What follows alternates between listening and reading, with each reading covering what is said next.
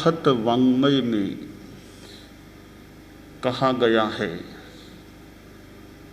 जहाय तिन्नि वणिया मूलम धैतूण निगया, एगोत्थ लह ई लाहम एगो मूलेन आगओ, एगो मूलम पिहारिता आगओ तत्थवाणिओ, ववहारे उवमा ऐसा एवं धम्मे बियान है। उत्तराध्ययनानि उत्तराध्ययन आगम में यह बात बताई गई है कि 3 वणिक मूल पूंजी को लेकर व्यापार के लिए गए। एक वणिक ने मूल पूंजी को भी गंवा दिया, कमाई तो नहीं ही की, मूल पूंजी को भी गंवा दिया। दूसरे वणिक ने कमाई तो नहीं की, तो जितना ले गया था उतना सुरक्षित रख लिया, मूल पूंजी उसकी सुरक्षित रह गई। और तीसरा बनिया मूल पूंजी को बहुत ज्यादा बढ़ा लिया, यानी खूब अच्छी कमाई कर ली।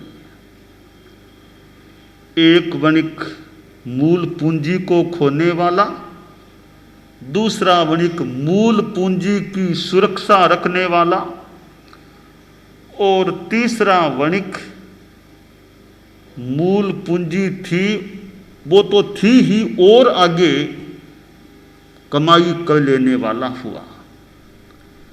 इसी प्रकार मनुष्य भी कुछ ऐसे होते हैं कि इस मानव जीवन से नीचे मरकर के नरक त्रियंच गति में चले जाते हैं। यानी तो मनुष्य जन्म की पूंजी थी उसको भी गंवा दिया और नीचे चले गए। जो पाप करते हैं, हिंसा, झूठ आदि आदि करने वाले लोग हैं, वो नरक गति में जा सकते हैं या त्रियंच गति पशु पक्षी आदि की योनि में भी मर करके पैदा हो सकते हैं। वे पहले वणिक के समान हैं। कुछ मनुष्य ज़्यादा पाप भी नहीं करते, कोई धर्म की साधना विशेष नहीं करते रहे, जैसा परिणाम रहता है उसके अनुसार मर करके वापिस मनुष्य योनि में ही पैदा हो जाते हैं। यानी पहले ही मनुष्य थे, आगे मनुष्य रह गए, तो मूल पूंजी जो मनुष्य जन्म की थी उसको सुरक्षित रख लिया, न नीचे गए न ऊपर हुए। कुछ मनुष्य धर्म ध्यान साधना करके अच्छा जीवन जी करके मृत्यु के बाद देवगति में चले जाते हैं या कोई मोक्ष में चले जाते हैं। उन्होंने मूल पूंजी से बहुत आगे कमाई कर ली, बहुत ऊंचे उठ गए, बढ़ गए। ये धर्म की दृष्टि से एक 3 प्रकार के मनुष्यों को विभाजित मानो किया गया है। 3 प्रकार के आदमी होते हैं। तो हमारा लक्ष्य यह रहना चाहिए, हम नीचे न जाएं, अधोगामी न बने। जो मूल पूंजी है उसको रखें, इतना ही नहीं और आगे बढ़ें, खूब अच्छी अच्छी साधना कर सकें। आज आषाढ़ कृष्णा तृतीया का दिन, आषाढ़ बदी तीज है,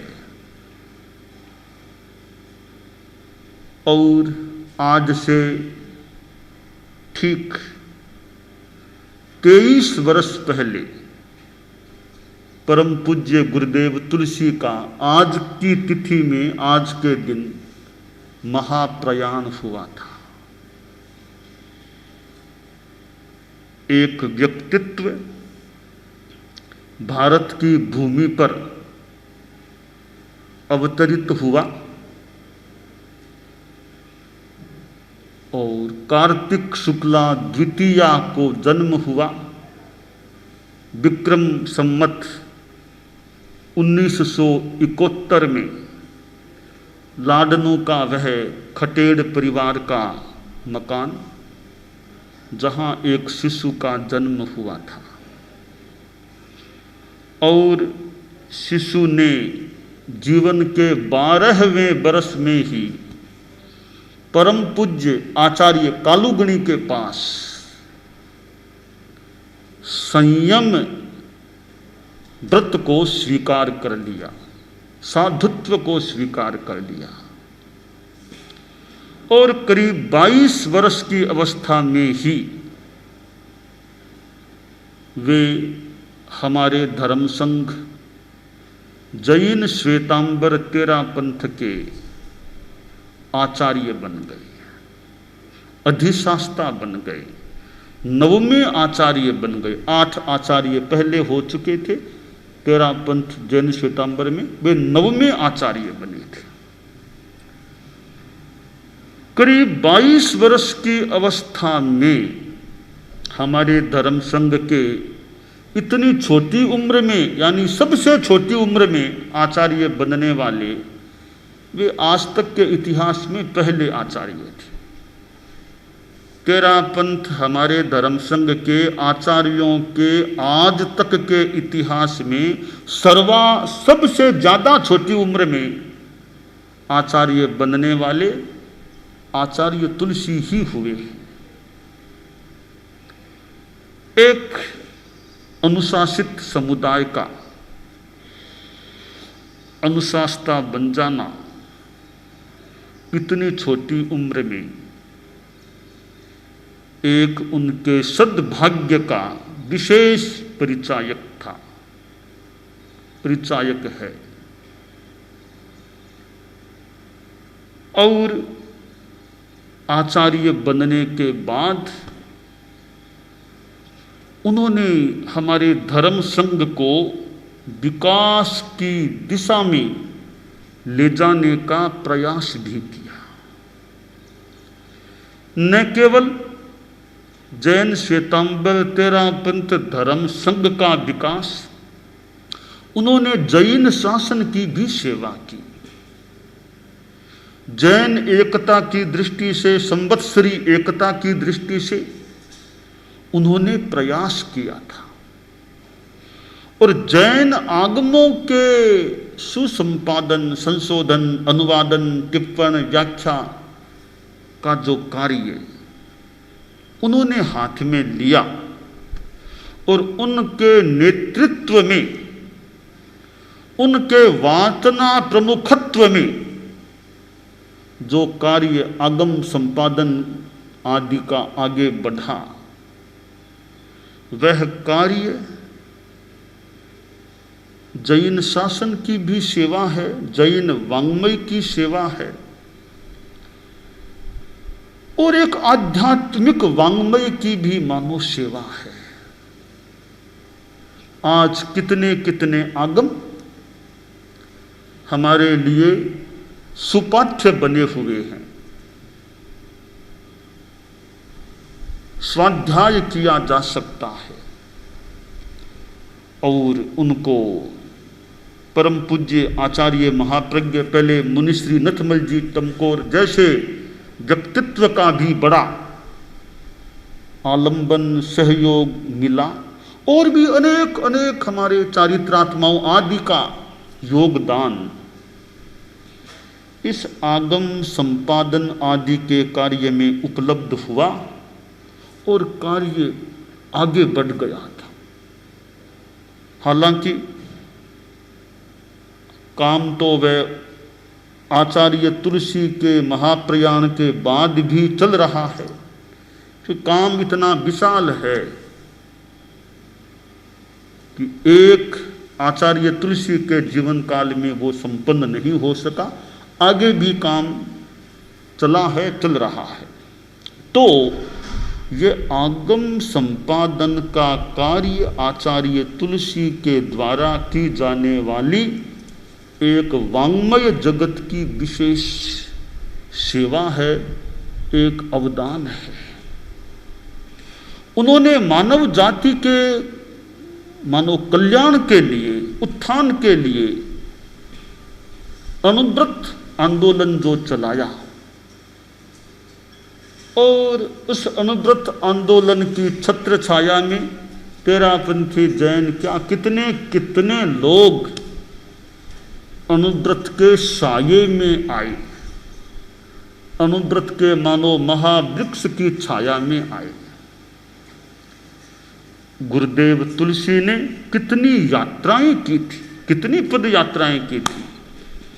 आज मैं कर्नाटक की धरती पर बैठा हूं, कुछ समय तक महाराष्ट्र में रहा, सोलापुर में या उसके परिपार्श्व में लंबा प्रवास हो गया, और आज मैंने कर्नाटक में प्रवेश किया है पुनः, यानी दक्षिण भारत में हूं आज मैं।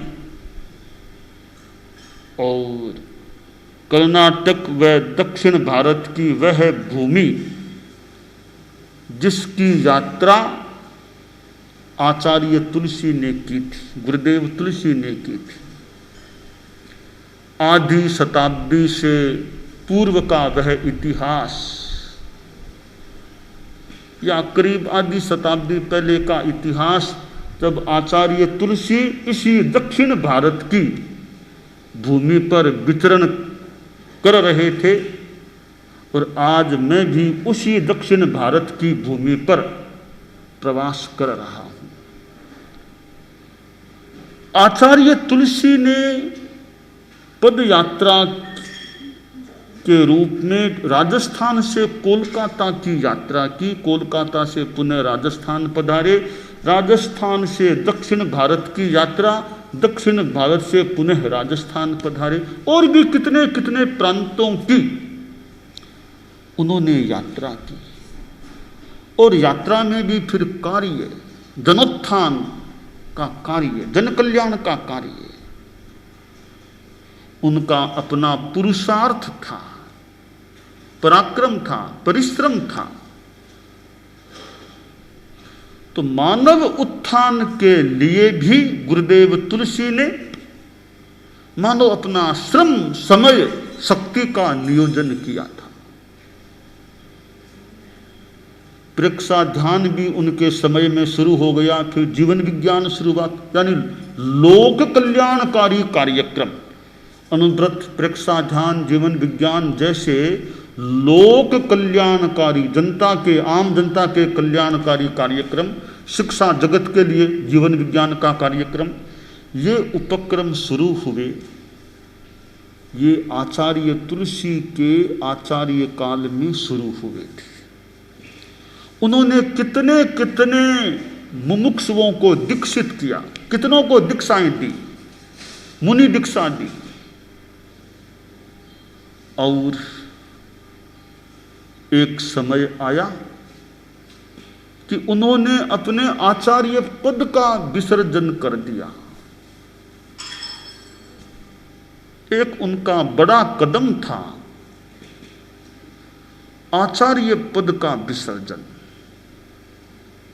सन 1994 में सुजानगढ़ मर्यादा महोत्सव में उन्होंने मर्यादा महोत्सव के समारोह में आचार्य पद विसर्जन की घोषणा की, और अपने घोषित युवाचार्य श्री महाप्रज्ञ को आचार्य पद पर स्थापित करने की बात कही। जैन श्वेतांबर तेरा पंथ के इतिहास में वह अद्वितीय घटना है, आज तक के इतिहास में, कि किसी आचार्य ने अपने जीवन काल में आचार्य पद का विसर्जन किया हो और अपने युवाचार्य को अपनी आंखों के सामने आचार्य के रूप में देख लिया हो। पद को छोड़ना भी सबके लिए आसान न भी हो, तो पद एक ऐसी चीज है, सत्ता है,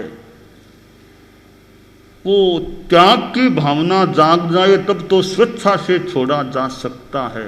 कोई दूसरा छुड़ा दे तब तो क्या करे, स्वेच्छा से छोड़ना तो कोई त्याग की भावना जागे या कोई ऐसी स्थिति बने तब आदमी पद को छोड़ सकता है। तो गुरुदेव तुलसी ने आचार्य पद का अपने जीवन काल में विसर्जन कर दिया था। और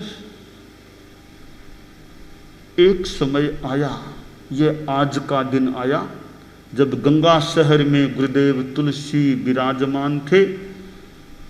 मूलचंद जी बोथरा के उस मकान से गंगा शहर के 13 पंथ न्यास के वो भवन में पधारे थे।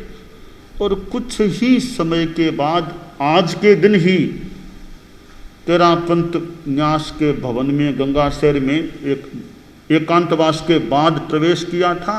प्रवेश के कुछ ही समय बाद अंतिम श्वास भी ले लिया।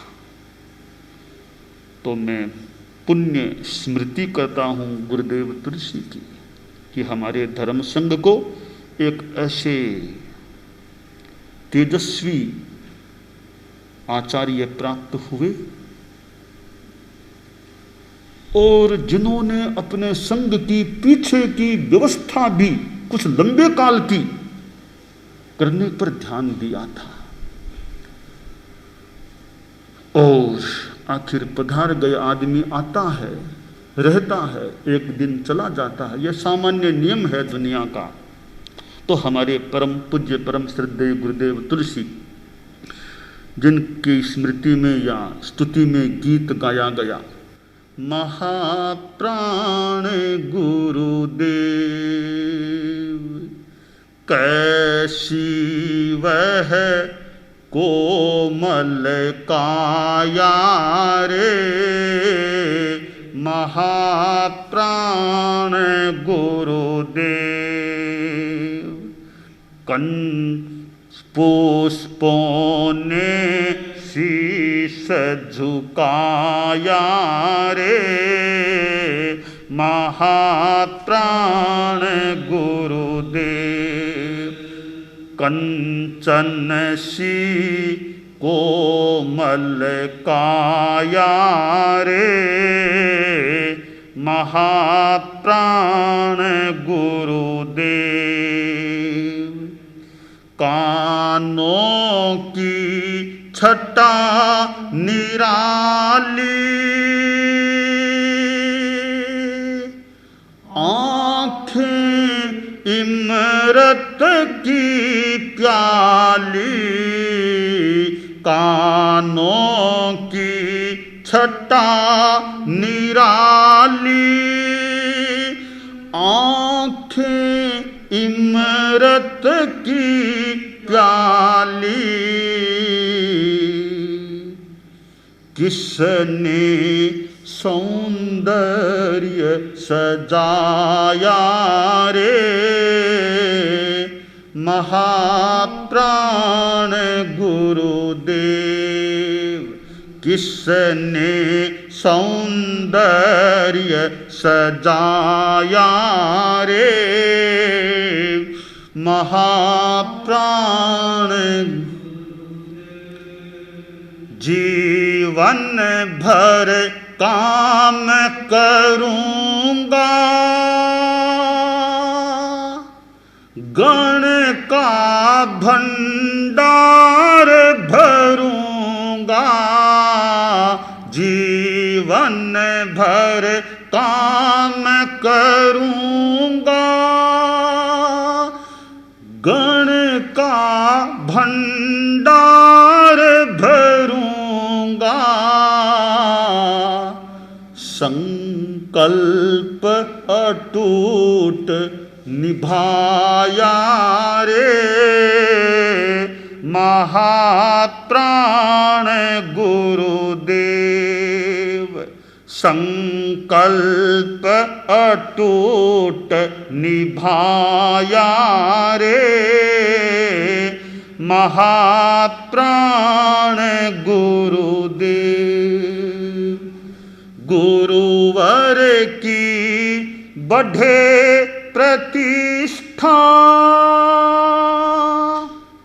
यह महाप्रज्ञ की निष्ठा, गुरुवर की बढ़े प्रतिष्ठा,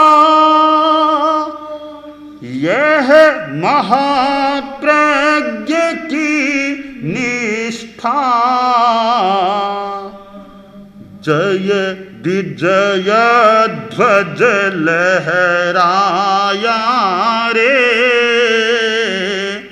महाप्राण गुरुदेव। जय विजय ध्वज लहराया रे, महाप्राण गुरुदेव। कैसी वह कोमल काया रे, महाप्राण गुरुदेव। पुष्पों ने शीश झुकाया रे,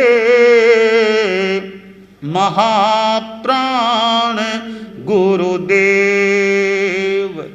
कंचन सी कोमल काया रे, महाप्राण गुरुदेव, महाप्राण गुरुदेव। तो हमारे महाप्राण गुरुदेव जिन्हें कहा गया परम पूज्य गुरुदेव तुलसी, मुझे स्मृति हो रही है आज के दिन की, जब मैं गुरुदेव के आसपास स्थित था और कैसे कैसे वार्तालाप हुआ, और थोड़ी ही देर में कैसे मानो वह दुनिया बदल गई। जिनसे बात हो रही थी वे मौन हो गए। मौन क्या, वे निष्प्राण भी हो गए, शरीर निष्प्राण भी हो गया। तो शास्त्रकार ने कहा है कि सन्निरुद्धम्य आउए कस्य हेउम पुरा काउम जोग खेमम न संविदे, कि यह आयुष्य हमारा सन्निरुद्ध छोटा है, संक्षिप्त है। इसलिए तुम किस बात को सामने रखकर अपने योगक्षेम के बारे में ध्यान नहीं दे रहे हो। अपना योगक्षेम करो। जो उपलब्ध नहीं है अच्छी बात, उसको पाने का, प्राप्त करने का प्रयास करो। और जो अच्छी बात प्राप्त है, अच्छी चीज प्राप्त है, उसकी संरक्षा, सुरक्षा करने का प्रयास करो। तो शास्त्रकार ने मानो हमें आगाह किया है कि जीवन काल सीमित है, इसमें जो करना हो बढ़िया काम, धर्म का काम, आत्म कल्याण का काम, पर कल्याण का काम, जो कर सको सो कर लो, तो मनुष्य जीवन प्राप्त है। और इसका उपयोग पाप के कार्यों में भी किया जा सकता है, और इसका उपयोग पवित्र कार्यों में, धर्म कार्यों में भी किया जा सकता है। गुरुदेव तुलसी ने अपने जीवन का कैसे उपयोग किया। बालावस्था में, जीवन के 12वें वर्ष में संत बन गए, और आखिर 83वें वर्ष में वे शांत हो गए, मतलब महाप्रयाण हो गया। 83वां पार नहीं कर सके। मंत्री मुनि श्री मगन मुनि जब गुरुदेव तुलसी आचार्य बने ही थे, लोग पूछते पूजी महाराज की उम्र कितनी है। तत्कालीन मंत्री मुनि श्री कहते पूजी महाराज तो 82 वर्ष का है, 82 वर्ष का। लोग कहते हमने तो सुना था छोटी उम्र की। छोटी उम्र ठीक है, तो कालूगणी के 60 साल, 22 खुद के बोलो, 60 22 कितने हुए? कहाँ 82। तो कालूगणी ने अपने 60 साल का मानो अनुभव ज्ञान मानो इनको दे दिया, तो यूं 60 और 22 मिला करके 82 वर्ष के हो गए। मंत्री मुनि मगन की वह वाणी की 82 वर्ष के पूजी महाराज हैं, और गुरुदेव तुलसी 82 वर्ष ही उन्होंने जीवन काल के लिए, यानी 83वां पार नहीं कर सके। 82 के बाद 83वें में उनका महाप्रयाण हो गया। तो करीब 60-61 वर्षों तक करीब 61 वर्षों तक उन्होंने आचार्य और गणाधिपति के रूप में हमारे धर्म संघ को सेवा प्रदान की। लंबे काल तक हमारे धर्म संघ की शासना की उन्होंने। और इतना लंबा आचार्य काल तेरा पंथ के आज तक के इतिहास में, अब तक के इतिहास में और किसी को नहीं मिला। जो सुदीर्घ काल, सर्वाधिक आचार्य काल गुरुदेव तुलसी को मिला। सबसे छोटी उम्र में बनने वाले आचार्य भी गुरुदेव तुलसी, सबसे ज्यादा लंबा आचार्य काल प्राप्त करने वाले भी आचार्य तुलसी हुए हैं। तो मैं आज आषाढ़ कृष्णा तृतीया की इस पुण्यतिथि के अवसर पर 23 वर्ष पहले गुरुदेव का महाप्रयाण हुआ था, मैं गुरुदेव के प्रति अपनी श्रद्धा भावना समर्पित करता हूँ। दानान सिद्धम अभयपयाणम सच्चे सुया अणवज्जं वयन्ति तवेशुया उत्तम बंभचेरम लोगुत्तमे समणे णाय पुत्र।